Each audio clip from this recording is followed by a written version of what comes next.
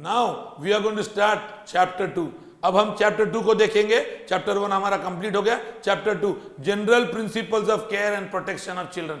ये general principle क्या है? ये एक्ट का एडमिनिस्ट्रेशन करने के टाइम इस एक्ट ने कुछ 15 जनरल प्रिंसिपल्स दिए हैं। हम इन सारे 15 जनरल प्रिंसिपल्स को देख लेंगे। सिंपल प्रिंसिपल्स है।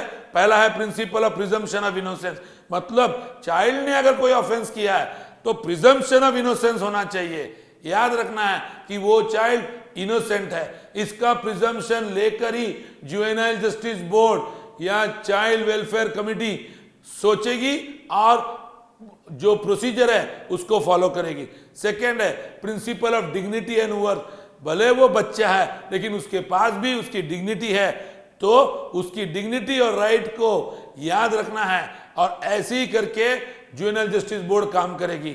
थर्ड है principle of participation, every child shall have right to be heard and to participate in all the process। चौथा है प्रिंसिपल ऑफ बेस्ट इंटरेस्ट, जो कुछ तुम करोगे उस चाइल्ड के बेस्ट इंटरेस्ट में आपका डिसीजन होना चाहिए। पांचवा प्रिंसिपल है principle of family responsibility, primary responsibility of care nurture and protection of the child. जैसे बायोलॉजिकल फैमिली करती है वैसे ही अडॉप्टिव फैमिली ने भी करना चाहिए, फॉस्टर पेरेंट्स ने भी करना चाहिए। उसके बाद छठवां प्रिंसिपल है प्रिंसिपल ऑफ सेफ्टी, सारे मेजर्स लेने हैं ताकि बच्चा सेफ रहे। जिसके भी कस्टडी में है उसकी जवाबदारी है कि बच्चा सेफ रहे।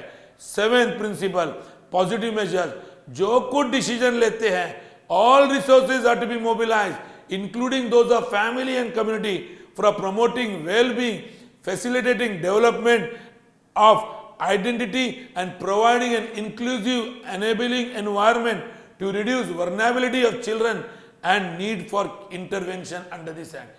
हर मेजर पॉजिटिव होना चाहिए। उसके बाद 8 principle of non stigmatizing semantics, मतलब क्या है? कोई भी अपशब्द यूज नहीं करने के उस चाइल्ड के खिलाफ जब प्रोसीजर चलती है। याद रखना है उसको एक्यूज भी नहीं बोलना है, ओके? एप्रीहेंडेड चाइल्ड ऐसा बोलना है, ओके? मतलब कोई भी गलत शब्द उस बच्चे के खिलाफ बोलना नहीं चाहिए। Next principle of non waiver of right, no waiver of any right of a child is permissible और valid whether sought by the child or person acting on the behalf of the child or a board or a committee।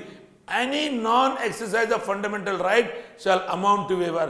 मतलब बच्चे का भी fundamental rights है, उसको भी safe guard करना जरूरी है। Principle of equality and non discrimination, आपको पता है आर्टिकल 14, और आर्टिकल 14 सबसे इंपॉर्टेंट फंडामेंटल राइट है। Principle of equality, right to equality, कोई डिस्क्रिमिनेशन नहीं अगेंस्ट द चाइल्ड, चाहे उसका सेक्स हो, कास्ट हो, एथेंसिटी हो, प्लेस हो ऑफ बर्थ हो, या वो डिजेबल हो, या उसका कोई भी रिलीजन क्यों ना हो, उसको इक्वल ट्रीटमेंट देनी चाहिए। ये 10th प्रिंसिपल है। 11th principle principle of right to privacy and confidentiality, जो इस एक्ट में जो प्रोसीजर फॉलो की गई, ये एक्ट के प्रोसीजर में जो कुछ डिस्कस हुआ उसकी प्राइवेसी और कॉन्फिडेंशियलिटी बहुत ही इंपॉर्टेंट है throughout judicial process. 12th principle of institutionalization as a measure of last resort, याद रखना है जो इंस्टीट्यूशन है वो इंस्टीट्यूशन में इस बच्चों को रखना ये लास्ट रिसोर्ट होना चाहिए। पहला रिसोर्ट ये है कि उनको अपने फैमिली में वापस स्टेबलाइज करना है, इंटीग्रेट करना है और रेस्टोर करना है, ये इसका प्रिंसिपल है, okay? 13 principle of repatriation and restoration, जैसे मैंने कहा कि उनको फैमिली के साथ रीयूनाइट करो, और चाहे वो सोशल इकोनॉमिक कल्चर स्टेटस कैसा भी क्यों ना हो, लेकिन उसको साथ में ले आओ, उसका रीइंटीग्रेशन करो फैमिली के साथ, ये 13th प्रिंसिपल है। उसके बाद 14th one principle of fresh start, जो कुछ उसका पास रिकॉर्ड है उसको भूल जाओ, चाइल्ड को वापस फ्रेश स्टार्ट करने का ऑप्शन दो और उससे उसको एनकरेज करो कि वो फ्रेश स्टार्ट करेगा। 15 principle of diversion, okay? Measure for dealing with children in conflict with law without resorting to judicial proceeding shall be promoted unless and until it is the best interest of the child or the society as whole।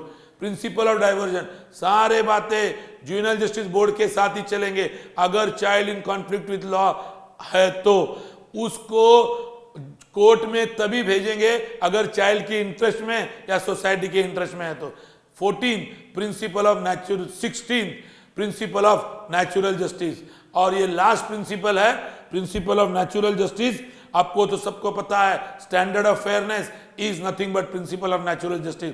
ये जो 16 principles है, ये 16 principal हर इस व्यक्ति को याद रखना है जो व्यक्ति इस एक्ट को एडमिनिस्टर करेगा। ओके, तो मैंने आपको चैप्टर 1 और चैप्टर 2 एक्सप्लेन किया है। मुझे लगता है कि आपको ये दोनों चैप्टर मैंने एक्सप्लेन करके समझा दिए। अगर आपको मेरा वीडियो अच्छा लगा तो प्लीज लाइक कीजिए, शेयर कीजिए। हाँ, मेरे चैनल को सब्सक्राइब करने ना भूलना, क्योंकि आपका सब्सक्रिप्शन हमारा मोटिवेशन है। याद रखना है आपके जो कमेंट्स है abhilawcomments@gmail.com पर जरूर भेजिए। Thank you so much.